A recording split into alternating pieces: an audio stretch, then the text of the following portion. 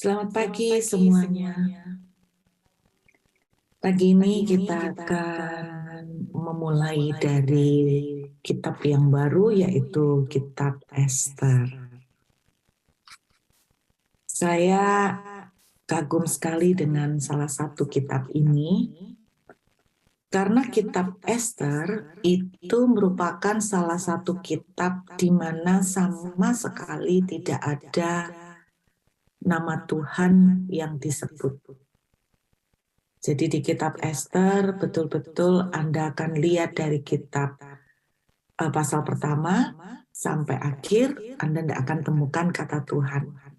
Selain kitab Esther, ada kitab Kidung Agung, di mana juga tidak ada tentang disebutkan nama Tuhan.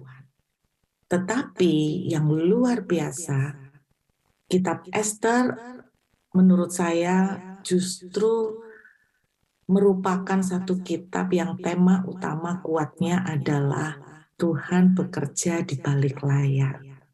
God's working behind the scene. Jadi walaupun tidak ada tertulis kata Tuhan, tapi kitab Esther ini menurut saya sangat menonjol. Tema utamanya adalah Roma 8 ayat 28, di mana Tuhan turut bekerja dalam segala sesuatu untuk mendatangkan kebaikan. Ada Tuhan bekerja di balik layar. Nah, kita akan baca dulu salah satu contohnya dari kitab Esther pasal yang pertama. Kitab Esther pasal yang pertama kita akan melihat di ayat yang keempat. Di samping itu, Baginda memamerkan kekayaan, kemuliaan kerajaannya, dan keindahan kebesarannya yang bersemarak. Berhari-hari lamanya, sampai 180 hari. Adalah sebuah kebiasaan raja-raja itu ketika mengadakan pesta, mereka suka memamerkan segala kehebatan mereka. Baik itu kekayaan materi, kekuatan militer. Saudara pernah lihat di kitab Raja-Raja maupun tentang Salomo, mereka seringkali open house, ya, open the palace untuk memperlihatkan kekayaan mereka. Bahkan termasuk di dalamnya adalah memamerkan ratu mereka. Saya membayangkan pada waktu Salomo punya istri dan gundik sekian banyak, gimana ya cara memamerkan. Mungkin cuman the main queen ya, ratu yang utama yang dipamerkan. Dan itu adalah sebuah kebiasaan. Saya membayangkan Raja Ahasiweros mengadakan pesta 185 hari. Itu berarti 6 bulan. 6 bulan berturut-turut pesta, tidak berhenti-berhenti. Saya bayangkan capeknya kayak apa ya. Nah, saya mau menunjukkan sebuah cerita yang saya percaya sudah tidak asing buat saudara. Di ayat yang ke-9, juga Wasti sang ratu mengadakan perjamuan bagi semua perempuan di dalam istana Raja Ahasiweros. Pada hari yang ke-7 ketika Raja riang gembira hatinya karena minum anggur, bertitalah Baginda kepada Mehuman, Bista, Harbona, Bigta, Abagta, Setar, dan Karkas, yakni ke-7 sida-sida yang bertugas di hadapan Raja Ahasiweros, supaya mereka membawa Wasti sang ratu dengan memakai mahkota kerajaan menghadap raja untuk memperlihatkan kecantikannya kepada sekalian rakyat dan pembesar-pembesar, karena sang ratu sangat elok rupanya. Saudara, pada waktu yang sama, selain raja itu mengadakan pesta, pada umumnya tradisinya juga ratu juga akan mengadakan pesta yang sama. Jadi, tapi mungkin mengundang para ratu-ratu yang lain. Jadi, mengundang istri-istri dari pembesar-pembesar. Tetapi tidak seperti raja 185 hari ya. Sering sekali para pendeta termasuk saya dulunya kita mengkhotbahkan cerita ini dari sudut pandang yang umumnya mengatakan bahwa sang ratu, kita tahu ceritanya, menolak Kita lihat di ayat 12 ya. Tetapi Ratu Wasti menolak menghadap menurut titah raja yang disampaikan oleh sida-sida itu, sehingga sangat geramlah raja dan berapi-apilah murkanya. Beberapa hari yang lalu, tiba-tiba ketika saya lagi menggali dan merenungkan ayat-ayat ini, saya tuh mulai mikir begini. Selama ini kita selalu menjudge, menghakimi Ratu Wasti itu. Kita kemudian seringkali mengkhotbahkan dari sisinya Ratu Wasti itu, bahwa Ratu Wasti itu tidak nurut sama perintah raja, bikin pesta sendiri, sehingga akhirnya dia kehilangan jabatan ratu, dan kemudian itu sebabnya membuka jalan buat munculnya Ratu Esther.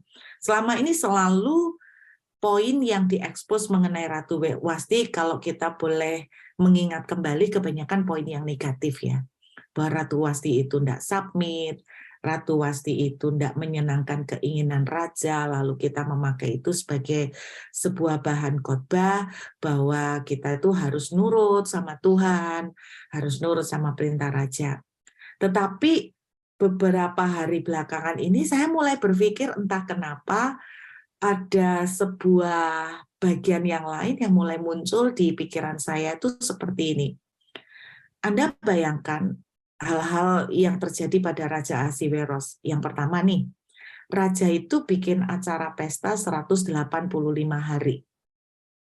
Pasti dong selama 125 hari itu ada tamu-tamu yang berbeda, karena Raja yang diundang pasti dari berbagai belahan bumi. Karena memang pada waktu Raja Ahasiweros itu memerintah, dia termasuk hebat, dia menguasai 127 provinsi dari 3 benua. Dari 127 provinsi dari 3 benua. Saya cuma membayangkan berapa banyak raja dan bangsawan yang diundang sama dia dari belahan bumi, yang tentunya butuh waktu untuk datang. Nah, selama pesta 185 hari, saya percaya, ini mikirnya saya ya, saya cuma mengajak Bapak Ibu untuk pagi ini sedikit merenung, berpikir lebih dalam, bahwa 185 hari pasti dong Ratu Wasti itu dipanggil untuk dipamerkan itu, saya yakin nggak sekali itu di ayat yang ke-12, karena itu 185 hari loh, dan tamu undangannya bisa beberapa kloter berbeda-beda. Jadi kalau Ratu Wasti diundang beberapa kali, saya tuh cuma mikirnya begini, wajar nggak sih kalau pada satu titik Ratu ini ya capek tuh ya, Ratu ya capek, dia kepengen juga me time, dia kepengen 180 hari, dia juga kepengen me time, dia juga kepengen punya activity sendiri. Nah kalau selalu ngikutin selama sekian lama, selalu dipamerkan, bosan nggak sih, capek nggak sih? Mungkin saudara dan saya ngejudge gini, ya, tapi namanya ratu ya mesti nurut. Kalau enggak nurut, hukuman mati bisa jadinya. Perintah raja itu mutlak. Dan itu yang mungkin kita pikirkan tentang Ratu Wasti ya. Tapi saya coba memikirkan dari sisi kemanusiaan, dari sisi perasaan dia sebagai seorang wanita ya. Terus apakah enggak lelah beberapa kali dipamerkan seperti itu. Yang kedua, yang menjadi pemikiran saya tuh gini, Alkitab dengan jelas menunjukkan bahwa pada waktu raja meminta Ratu Wasti itu datang, Alkitab menuliskan raja itu dalam keadaan mabuk ya. Raja itu dalam keadaan mabuk. Nah, saudara, kita sering mengejat Ratu Wasti nih, tapi Anda bayangkan enggak sih raja ini dalam kondisi mabuk? Saya pernah melihat film-film tentang raja-raja zaman dulu ya. Dan saya juga melihat bahwa kadang-kadang raja-raja ini memang mengajak ratunya untuk dipamerkan. Lihat nih, ratu gue cantik, gue hebat ya, kayak gitu-gitulah ya, dipamerkan. Anda bisa membayangkan nggak ya bahwa kadang-kadang perilaku seorang raja yang lagi mabuk, terus dia dengan bangganya membanggakan wanitanya, ratunya di hadapan orang-orang. Saya membayangkan guyonannya, bercandanya, Saya bisa membayangkan bahwa tidak tertutup kemungkinan bahwa perlakuan-perlakuan yang dilakukan oleh raja-raja ini kepada ratunya lebih memperlakukan dia seperti barang. Kadang-kadang namanya ratu yang cantik, terus dipamerkan di kalangan raja-raja pada sama-sama cowok, tidak tertutup kemungkinan juga bercandanya mereka dalam tanda kutip rada yang menjorok-menjorok, yang kadang kurang sopan, yang memperlakukan ratu bisa ditreat dengan nggak bagus juga. Kita kan nggak tahu, sikonnya itu nggak tahu. Tetapi kemungkinan-kemungkinan seperti itu bisa terjadi. Saya coba memposisikan saya sebagai Ratu Wasti. Saya merasakan gini, wih, nggak enak juga ya ternyata jadi ratu, apa-apa itu mesti nurut sama raja lah, terus kalau butuh me time capek, terus dibuat mainan seperti ini kayak barang, dipamerkan seperti ini. Kadang-kadang merasa lelah juga. Tidak dituliskan oleh Alkitab tentang bagaimana perjalanan perasaan Ratu Wasti, tetapi beberapa hari yang lalu tiba-tiba ini terbersit dalam pikiran saya, bahwa tidak tertutup kemungkinan bahwa sebenarnya Ratu Wasti ini juga sedang di dalam under pressure. Tidak tertutup kemungkinan juga bahwa Ratu Wasti ini ada di dalam keadaan yang tidak happy, dalam kondisi hati yang tidak bahagia. Ada kemungkinan juga bahwa Ratu Wasti ini sampai pada satu titik dia betul-betul merasa depresi, dia betul-betul bisa pada satu titik dia merasa artinya dia betul-betul tertekan dengan kondisinya. Apapun itu, mungkin dia menerima perlakuan yang tidak menghormati dia sebagai seorang wanita, tidak menghormati dia sebagai seorang pribadi, dan lebih menteri dia seperti barang yang dipamerkan. Bisa aja semua gejolak perasaan itu muncul. Tapi pada waktu saya memikirkan ini, saya mencoba untuk search di internet, saya belajar. Wah, enggak banyak ya yang diceritakan tentang Ratu Wasti. Kebanyakan dari khotbah-khotbah yang muncul, kebanyakan menghakimi dia. Tetapi Tuhan mengajak saya berpikir lain bahwa, saudara percaya enggak bahwa Roma 8 ayat 28 itu Allah turut bekerja dalam segala sesuatu untuk mendatangkan kebaikan. Saya yakin dipecatnya Ratu Wasti itu adalah terbaik. Terbaik untuk siapa? Saya yakin Alkitab itu ya dan amin. Tuhan itu bukan Tuhan itu yang jahat. Jadi dalam arti dia itu Tuhan yang pribadi yang mentumbalkan seseorang demi memberkati yang lain.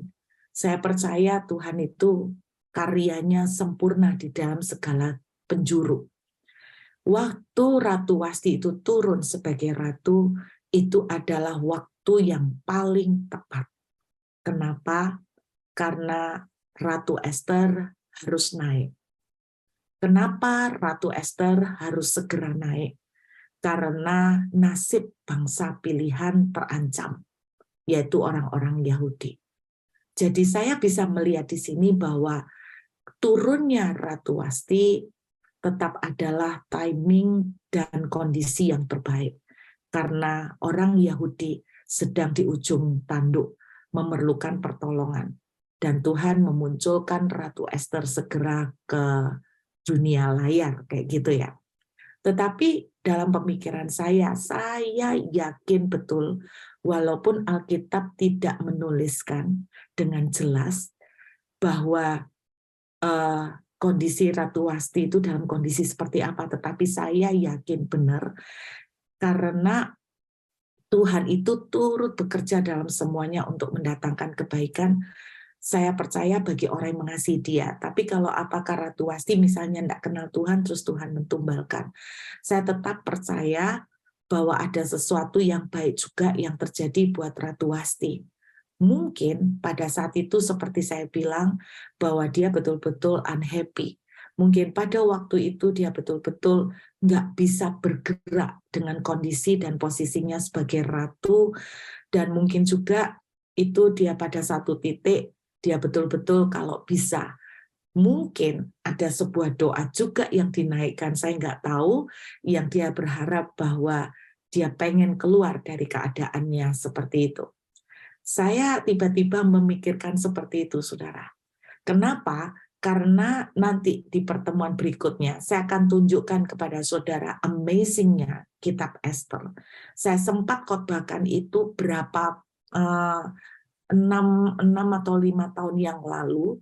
Saya pernah khotbahkan secara gamblang pada waktu itu bahwa walaupun kitab Esther tidak mencantumkan nama Tuhan, tetapi saya tuh melihat dari pasal 1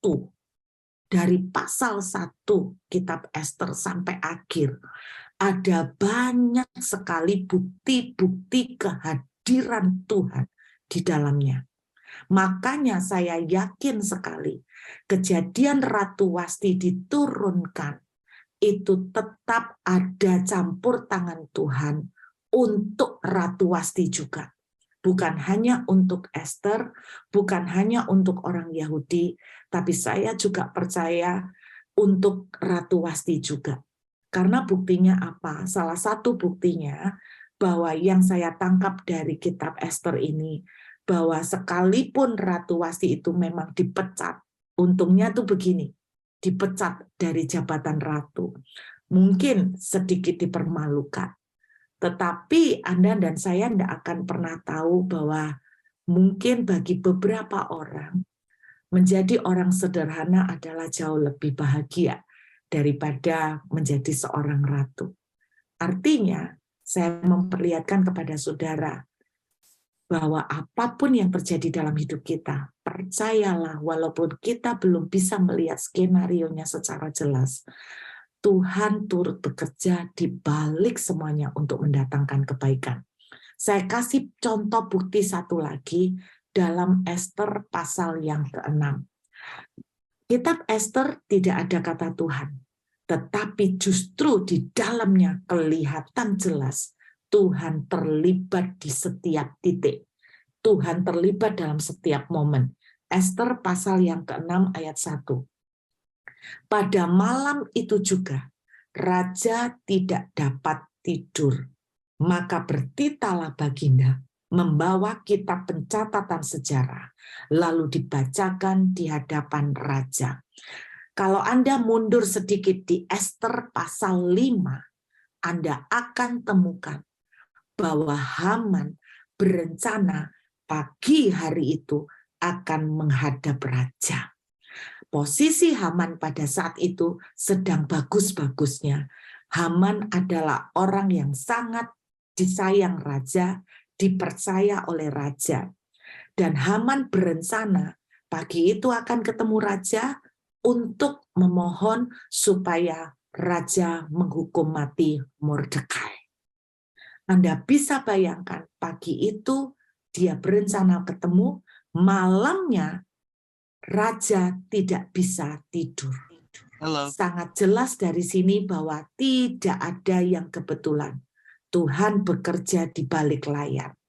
Jadi ketika raja tidak bisa tidur, itu pun campur tangan Tuhan.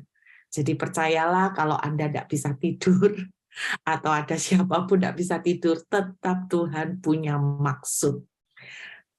Mordekai mau terancam nyawanya.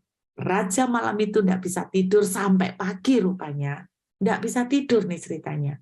Maka raja menyuruh mengambilkan kitab sejarah. Kenapa kitab sejarah? Supaya bisa tidur. Karena kalau kitab yang bagus-bagus, jadi tidak bisa tidur. Kalau drama Korea, malah nggak bisa tidur, saudara. Makanya dimintakan kitab sejarah supaya bisa tidur. Dan ternyata Anda bayangkan, yang membacakan itu bukan raja, tetapi pegawainya. Ketika pegawai itu membuka kitab sejarah, anehnya pada ayat 2 dituliskan, persis pada bagian di mana pernah dituliskan tentang sejarah kebaikan yang dilakukan oleh Mordekai dulu. Rupanya kebaikan Mordekai dulu pernah terjadi, tapi belum pernah mendapatkan reward. Nah, kok persis pas buka buku sejarah, persis pada bagian persis pada bagian tentang Mordekai. Tolong mungkin itu bisa ditutup ya. Oh.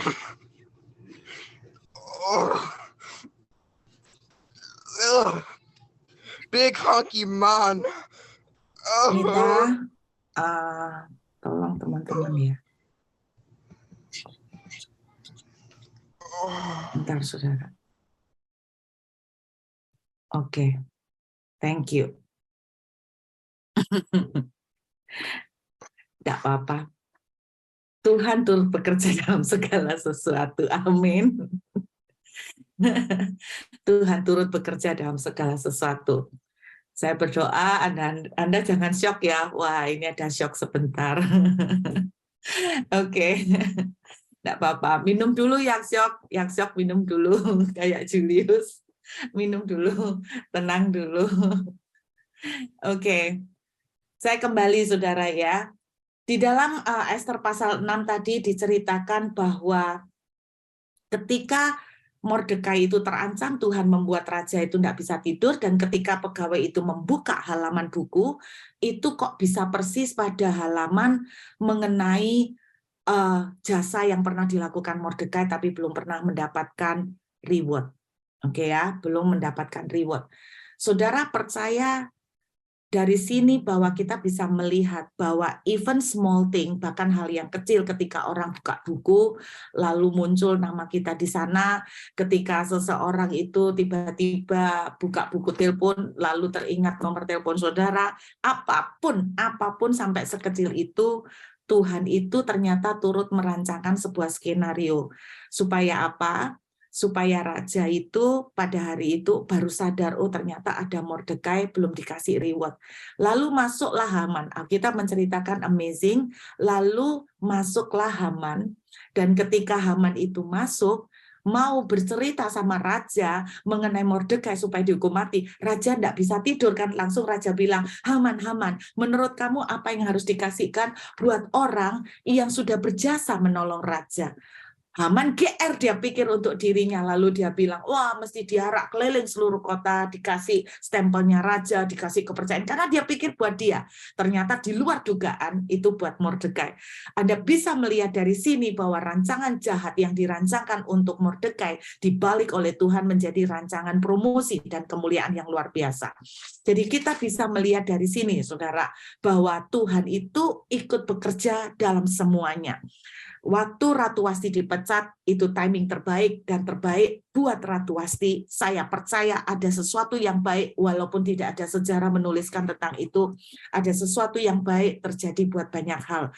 Ada hal yang baik terjadi buat Ratu Esther, ada hal yang terbaik yang disiapkan Tuhan buat anak-anak Tuhan, buat orang-orang Yahudi. Karena itu pagi hari ini dalam renungan sederhana ini, saya cuma mau mengajak, nanti minggu depan saya akan memperlihatkan kepada saudara beberapa bukti yang menunjukkan bahwa Tuhan itu ada di kitab Esther. Tuhan hadir di kitab Esther yang kita melihat tidak ada tulisan. Jadi saya percaya tema utama kitab Esther adalah God working behind the scene. Apapun yang terjadi hari ini, baik pintu belum dibuka, baik doa belum dijawab, baik masalah-masalah belum terselesaikan, baik termasuk orang-orang seperti Haman yang hadir dalam kehidupan saudara, percayalah bahwa Tuhan turut bekerja dalam semuanya. Yuk kita siapkan hati untuk perjamuan tubuh dan darah.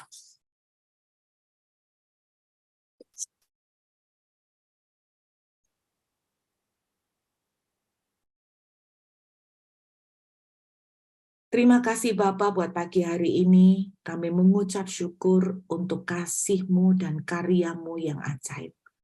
Kami mengangkat roti di tangan kanan kami. Inilah tubuh-Mu yang dipecah-pecah bagi kami. Kami terima Tuhan dengan ucapan syukur saat kami makan roti ini, kami koinonia dengan Engkau. Kami menjadi satu dengan Engkau. Kami makan dengan ucapan syukur, tubuh kami sehat, hidup kami diberkati. Kami terima dengan iman di dalam nama Tuhan Yesus. Mari kita terima dengan iman dalam nama Yesus.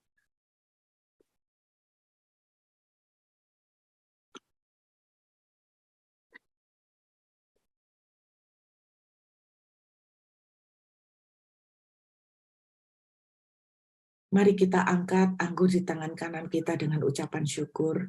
Terima kasih Tuhan untuk darah-Mu yang dicurahkan bagi kami.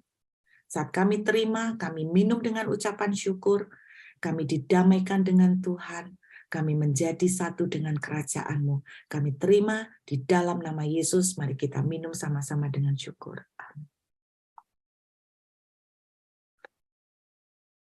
Terima kasih Bapa, bagimu segala kemuliaan dan hormat sampai selama-lamanya.